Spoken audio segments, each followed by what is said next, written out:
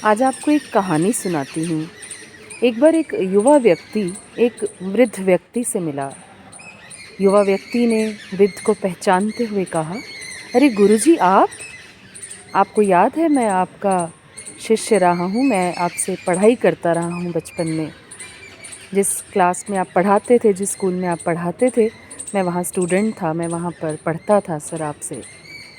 गुरुजी ने शायद उसे पहचाना नहीं, लेकिन कहा कि आप आजकल क्या करते हो?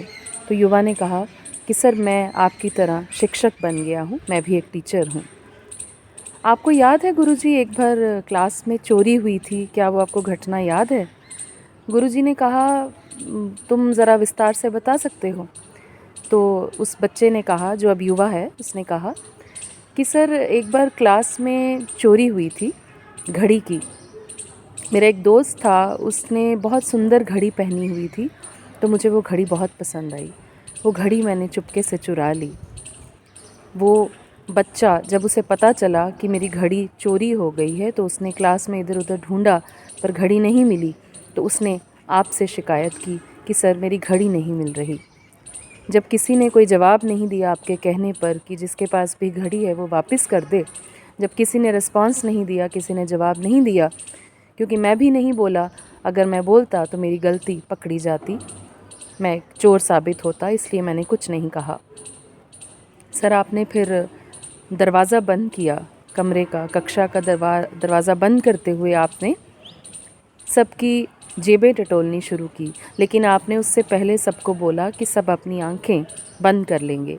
जब सबने अपनी आंखें बंद की तो आपने एक एक करके सबकी जेब देखनी शुरू की कि घड़ी कहाँ से मिलती है। फिर जब मेरी बारी आई तो आपने मेरी जेब में जब हाथ डाला तो मेरी जेब से वो घड़ी आपको मिल गई। लेकिन सर अच्छी बात ये थी कि आपने वहाँ पर ही तलाश को रोका नहीं, आप बाकी बच्चों की भी जेब तलाशते रहे और फिर आगे चलकर आपने बोला कि हाँ घड़ी मिल गई है, अब सब अपनी आंखें खोल सकते हो। सर तब से मैंने आपको अपना एक रोल मॉडल बना लिया, मैं भी शिक्षक बन गया, मैं आपसे इतना प्रेरित हुआ कि मैं भी टीचर बन गया। आप हमेशा मेरे लिए मोटिवेशन रहे हैं, मेरे लिए हमेशा आप एक मोरल बूस्ट आपने मेरा किया और मैं भी शिक्षक बन गया। सर आपको वो अब घटना याद आई?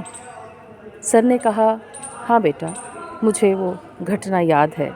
लेकिन सर मुझे समझ नहीं आई कि आपने उस समय बताया क्यों नहीं कि मैंने चोरी की है। मैं इस बात को बहुत बार सोचता हूँ, आज भी सोचता हूँ। सर ने कहा, बेटा ये घटना मुझे याद है, मैंने सबकी आंखें बंद करवाई थी, ये भी मुझे याद है। घड़ी मिल गई और फिर मैं आगे भी तलाशता रहा, बाकियों की जेब देखता रहा ताकि तुम्हारा अपमान ना हो। लेकिन सबसे मज़े की बात तो गुरुजी ने ये बताई कि जिस समय मैं सबकी जेबें तलाश रहा था, मेरी अपनी आंखें भी बंद थी। कितनी बढ़िया बात कही गुरुजी ने कि मेरी अपनी आंखें भी बंद थी।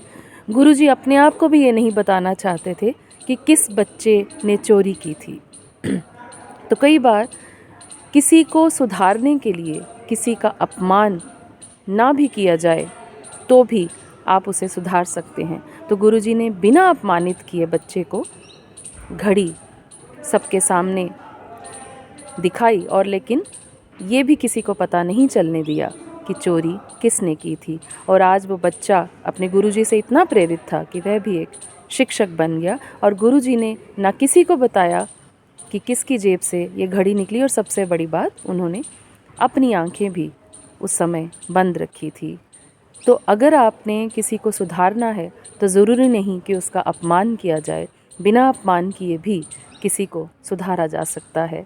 ऐसे गुरु भी हमारे देश में हैं और ऐसे शिष्य भी हैं जो आगे चलकर उनका नाम रोशन करते हैं। नमस्कार।